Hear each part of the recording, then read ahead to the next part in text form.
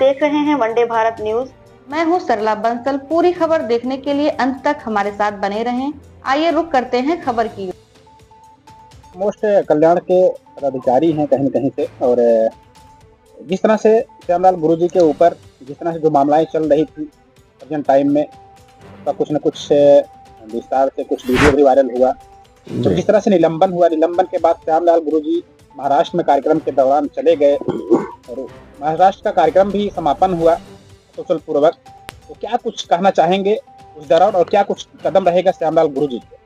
देखिए, मैं मोस्ट कल्याण संस्थान का प्रदेश संयोजक हूँ और भारतीय जनता पार्टी की इस समय केंद्र और प्रदेश में सरकार है जिसको आरएसएस चला रही है। और आरएसएस और भारतीय जनता पार्टी ये नहीं चाहती है कि इस भारत देश के ओबीसी, एससी, एसटी और माइनॉरिटी ये जागरूक हों।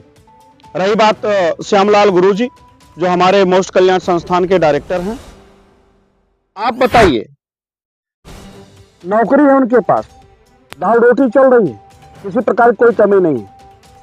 ऐसी परिस्थिति में भी उन्होंने समाज का बेड़ा उठाया और समाज को जगाने का काम किया।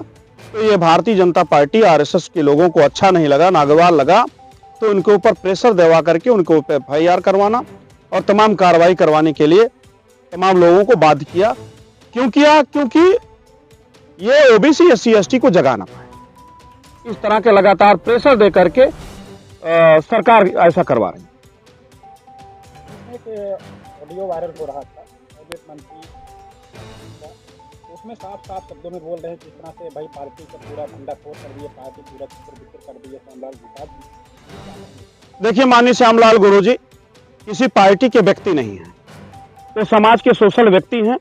आपको पता होगा कि नौकरी रहते हुए मान्यवर कांशीराम साहब एक ऐसे इस भारत में एक ऐसे शख्स रहे जो नौकरी को त्याग करके, नौकरी को लात मार करके ओबीसी, एससी, एसटी समाज को जगाने का काम किया, जिसकी वजह से उत्तर प्रदेश और भारत देश में ओबीसी, एससी, एसटी में कुछ जागरूकता आई है। अगर दूसरा कोई उदाहरण लिया जाए कांशीराम साहब के बाद, तो 10-12 लोग मिलेंगे, उसमें एक श्यामलाल गुरुजी हैं। माननीय रही बात मंत्री जी की स्वतंत्र व्यक्ति हैं।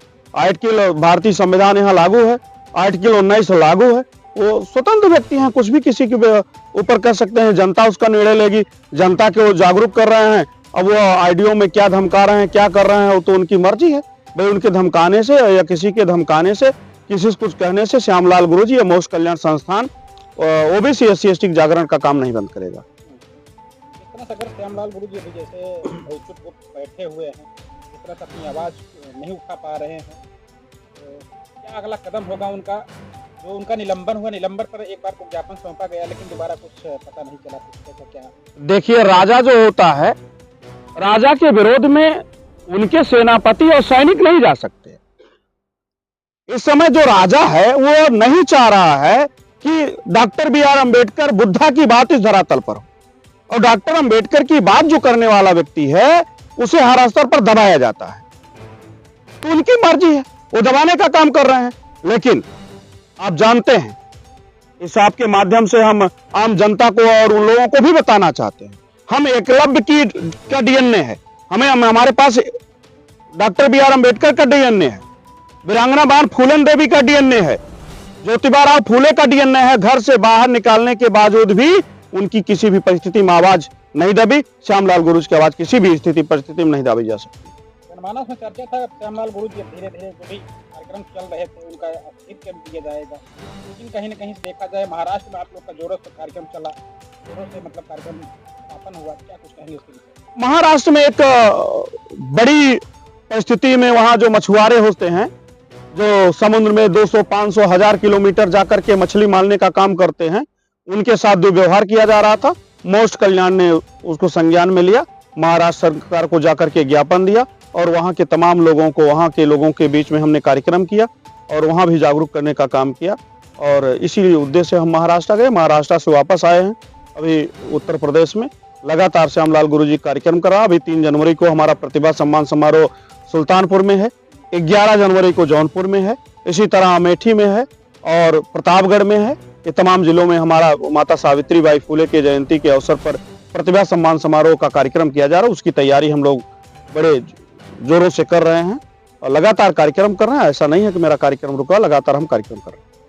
क्या कुछ जनमानस में संदेश देना चाहते हैं?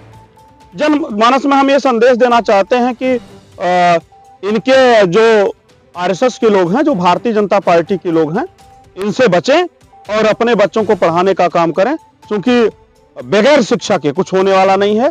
यही बुद्धा साहब कहे हैं, लॉर्ड बुद्धा यही कहे हैं, डॉक्टर अंबेडकर साहब भी यही कहे हैं, हमारे महापुरुषों ने यही कहा है, बगैर शिक्षा के कुछ नहीं हो सकता। लगातार मोस्ट काम कर रहा है। हमारे दर्शक, आपके माध्यम से जो आपके चैनल के दर्शक हैं, जो आम जनमानस है, वो लगातार अपने बच्चों को शिक्षा देने का काम करें, ताकि हम जागरूक हों और पाखंड का विरोध हम कर सकें। बिना शिक्षा के हम पाखंड का विरोध नहीं कर सकते। एक सवाल हमारे दर्शक की तरफ से सर है, क्या श्यामलाल गुरुजी जिस तरह से अगर निलंबित हुए हैं, क्या बहाली हो सकती है कि नहीं हो सकती? अब उनकी मर्जी है, प्रशासन की मर्जी है, वो बहाली करे या न करे, अब उनके ऊपर छोड़ दिया गया है। अब उनकी इच्छा है, बहाली करें और न करें। भाई सरकार का कितना दबाव पड़ता है और इधर हमारे मोस्ट समाज के जनता का क्या प्रेशर पड़ता है। अब तो संघर्ष आमने सामने है, एक तरफ अंबेडकरवाद है, एक तरफ ब्राह्मणवाद है, ये दोनों आमने सामने है, लड़ाई जारी है, देखा जाए क्या होगा।